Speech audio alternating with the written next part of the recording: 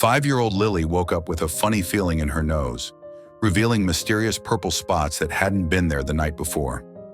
As more spots appeared and the strange symptoms developed, urgent doctor visits led to shocking test results about their seemingly perfect family home. When Dr. Sharma examined the latest lab work, the color drained from her face completely. It was a normal Tuesday morning in the Miller household, like countless others that had come before. The gentle hum of the central air system provided a comforting background noise as Sarah moved around the kitchen preparing breakfast. Their 5-year-old daughter Lily stumbled into the kitchen, her favorite stuffed rabbit dragging behind her. Her hair was tousled from sleep, and she rubbed her eyes with tiny fists. Sarah smiled at her daughter, expecting their usual morning routine of cereal and cartoons before preschool. But something was different this morning. Lily sniffled and rubbed at her nose, looking up at her mother with slight discomfort on her face. She explained that her nose felt funny, like something was tickling inside. Sarah initially thought nothing of it. Kids get colds all the time, especially during school months. She leaned down to check, expecting to see the telltale redness of an oncoming cold. What she saw instead made her blood run cold. Inside Lily's nostrils were several small purple spots that Sarah was absolutely certain hadn't been there the previous night when she tucked her daughter into bed with a bedtime story. The spots were unlike anything Sarah had seen before, not raised or bumpy like a rash, but flat purple discolorations that seemed to be just under the skin inside Lily's nose. Sarah called for Tom, trying to keep her voice steady so as not to alarm their daughter. Tom hurried into the kitchen, still adjusting his tie. The moment he saw what Sarah was pointing to, the tie was forgotten. He knelt beside Lily, gently tilting her head back to get a better look. The spots were unmistakable, several small purple marks that had no business being inside their daughter's nose. Without hesitation, Sarah reached for her phone and called their pediatrician, Dr. Reynolds. She described the symptoms, emphasizing that these spots had appeared literally overnight. To their relief, Dr. Reynolds agreed to see Lily immediately, pushing back his morning appointments. In the examination room, Dr. Reynolds was thorough. He carefully examined the purple spots with various instruments, his face professional but with a hint of puzzlement that did nothing to ease the parents' growing anxiety. He asked numerous questions about their home environment, recent activities, and whether Lily might have put something in her nose. The initial test showed nothing conclusive. No signs of common bacterial or viral infections that typically affect children. Dr. Reynolds typed notes into his computer, his brow furrowed slightly as he considered the unusual presentation. After completing his examination, he turned to the worried parents. He explained that he would prescribe a topical cream as a first approach. Before they left, Dr. Reynolds emphasized that they should call him immediately if they noticed any changes, more spots, spreading to other areas, or if Lily developed any additional symptoms. His cautious instructions only heightened their worry. That evening, Lily seemed more subdued than usual during dinner. She picked at her favorite mac and cheese instead of devouring it as she normally would. When Sarah placed a hand on her daughter's forehead, she felt the unmistakable warmth of a developing fever. By bedtime, Lily was definitely running a temperature.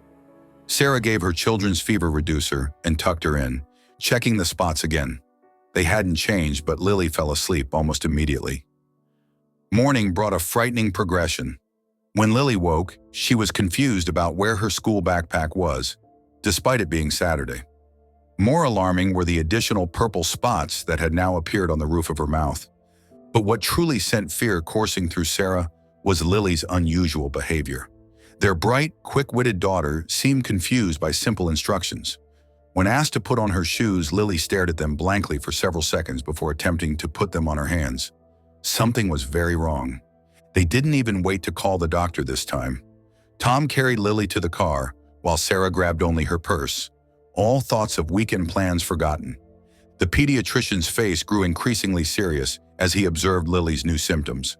Without explanation, he immediately called for a consultation with Dr. Sharma, an environmental medicine specialist who happened to be in the hospital that morning. Dr. Sharma entered the examination room with a calm efficiency that somehow made the situation feel even more grave. She carefully examined Lily, taking particular interest in the purple spots that had now spread. Her questions took an unexpected turn. How long had they lived in their current home? Had they done any recent renovations? Were there any unusual smells in the house? Any water damage they were aware of? Tom explained they had moved in about 8 months ago, renovating the basement and replacing the HVAC system shortly after. When Dr. Sharma finally looked up from the papers, there was a seriousness in her expression that made Sarah instinctively reach for Tom's hand.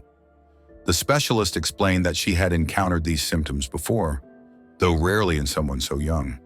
The purple spots and the neurological symptoms Lily was displaying were consistent with exposure to something called Stachybotrys chartarum. Sarah and Tom didn't recognize the scientific name, but they certainly recognized the common term that followed: a particularly toxic black mold. Dr. Sharma's voice remained professionally composed, but her words carried an undeniable urgency. The specific color of these spots, she explained, indicated an advanced reaction. The toxins had already entered Lily's bloodstream, explaining both the strange marks and her cognitive confusion. "What made this particular strain so concerning, Doctor?" Sharma continued. "Was its ability to cause permanent neurological damage, especially in developing brains like Lily's." But it was the doctor's next statement that truly left everyone in the room horrified. The specialist looked directly at them, her expression grave as she delivered the shocking instruction. They needed to leave their house immediately. Not tomorrow, not in a few hours, right now. Don't go back for clothes, don't pack belongings, don't even retrieve favorite toys.